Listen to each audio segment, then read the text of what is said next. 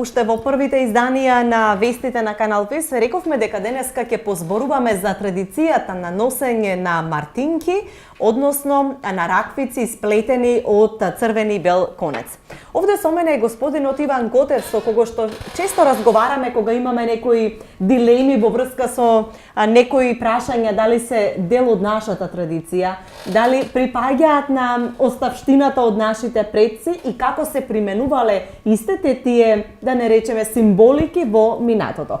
Господине Котев, најпрво добре дојде во вестите на Канал Плюс и еве дали можеме оваа традиција на носење на мартинки, на ваков пречек на месецот на пролетта и на Баба Марта, женскиот месец во годината, да го сметаме за нешто што припаѓа на македонската традиција.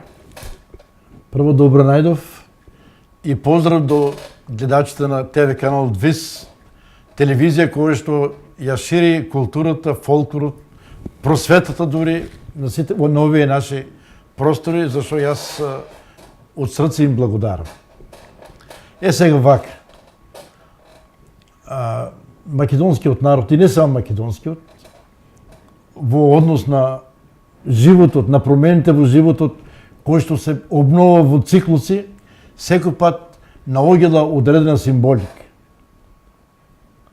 Дали е тоа зимскиот циклус, дали е пролетниот, дали е есенскиот или летниот, има си своји символи со кои се обележава премин од еден циклус на друг.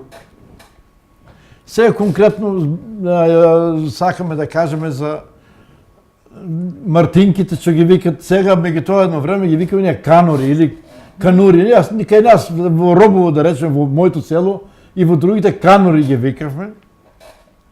Тоа има голема символика. Таа символика воде потекло од длабокото минато.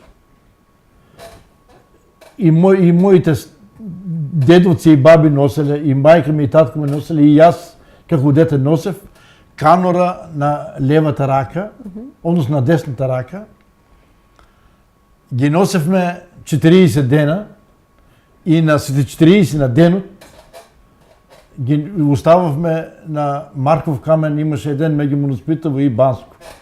Со желби за здравје. Така беше тогаш. Дали е така и сега не знам, бидејќи камено веќе не постои. Кога ги плетеа? Ден пред март? Од што се изработува? Дали има промени? Тоа се изработат од тогаш ги правиме од волнен конец, ама бел и црвен. Во прашање символика. Белото е символ на невинноста, на чистотата, на исправноста, на живото. А црвеното е символ пак на живото, меѓутоа тоа е животворен символ, боја на крвта, боја на сонцето, боја на храброста, боја на љубовта, боја на страста. И овие два символа се испреплетуваат како што се испреплетува, да речеме, карактерот на човекот, односите меѓу луѓето и така натаму. Со еден збор се повикува животот, се повикува љубовта, се повикува сонцето. Ние преги со колегата Ѓорги дури правевме еден етимологија на тој збор. Канора, каниска, значи нешто канеме. Ја поканаваме пролетта, еве спремни сме со твоите символи, со твојата моќ да дојдеш да донесе сонце, бидејќи на крајот на крајшта сите овие символи имале магична моќ и магична една желба или барне, како да кажам, со која што се влијае на односите на природата, да биде поблагопријатна, да биде топло, да има сонце. Со еден збор кажано, боите на канорта се боите на живот. Мартинките честопати низ годините наназад имало дилеми. Дали припаѓаат на македонската традиција или пак на некоја од соседните земји, поточно во Бугарија, каде што им се придава многу поголемо значење, дури на ниво на држава ги носат јавни личности за време на март и во текот на месецот. Меѓутоа пак за волја на вистината сретнавме цитати кај во зборникот на Миладиновци каде што тие објаснуваат дека станува збор за типичен обичај кој што се практикува пред март, односно денот пред 1 март во околината на Струшко. Дали станува збор за обичаи кои што се биле на некој начин втемелени на поширокото подрачје на Балканскиот полуостров или има влијание од некои од другите држави, па тука останало? Апсолутно овај обичај носење на канурки има прастаро потекло. И никој не може да каже дека тоа е... Каде прво се појавило? Да, каде се појавило прво. Тоа на територијата на Македонија било задолжително, мислам, обовезно го имало. Еве сведоштвото на Миладиновци, кои што немале некои нарочи, да речеме, не биле заинтересирани да лажат или да кажат еве тоа само кај нас. Веројатно тие тоа го виделе, а они биле многу совесни луѓе, запишувале обичаи, запишувале песни, приказни и тоа што е од нив запишено, ние може да му поклониме голема веројатност. Значи, јас лично, бидејќи јас сум носил, а како што реква и моите стари носеле и нивните стари, значи овој обичај си постои од памти век. Но и многу неверојатно периоди кога биле поизразени, па кога замрувале, како што... Во животот се случувало, меѓутоа никој пат не е забранил некој да носе на раката канурка со црвениот и со белиот конец, или кога одеме на Свети во Банско, на Саир, да каже, нема да носите канурки, ние ги оставаме на камено, на Маркова камен, и ќе посакаме или да заминуваме со петка, или тоа да ми се случи некој убиви работ се посакувавме. Значи, сето тоа е поврзано со живот.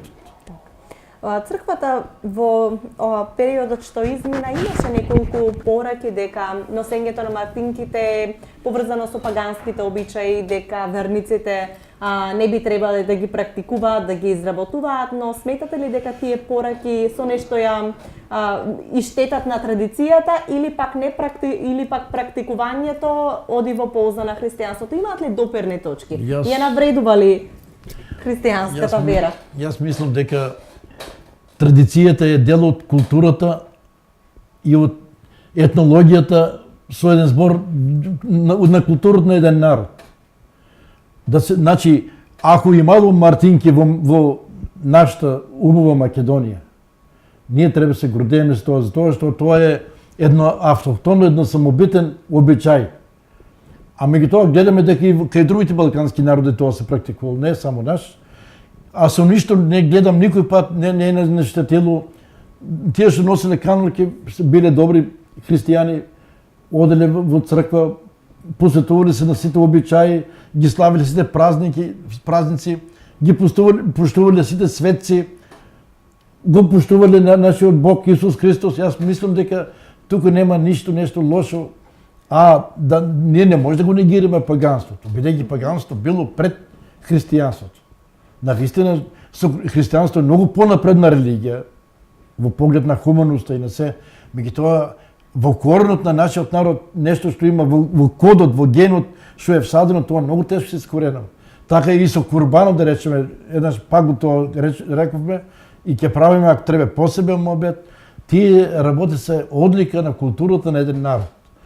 И ние како народ не треба скроз, мислам, 100% да прекинеме со нашата традиција вековна, која што била одлика на нашиот човек, на нашиот, ја поштували природата пред се. Значи, ја почитувале природата, се обраќале до неа, бидејќи биле упатени на неа. Сега се други условите. Јас само еден пример ќе ви кажам. Едно време, кога немаше дожд, шетаат додолки. Пеат додолски песни. Кога ги измислијате моторчините за вода за вадење, веќе додолки не шетат, бидејќи не зависат луѓето баш многу од дождот. Па сакам да кажам дека полека, можеби овој обичај со тек на времето ќе исчезне, меѓутоа дури постоја, мислам дека не нанесува некоја штета на верата, на религијата и на религиозните празници.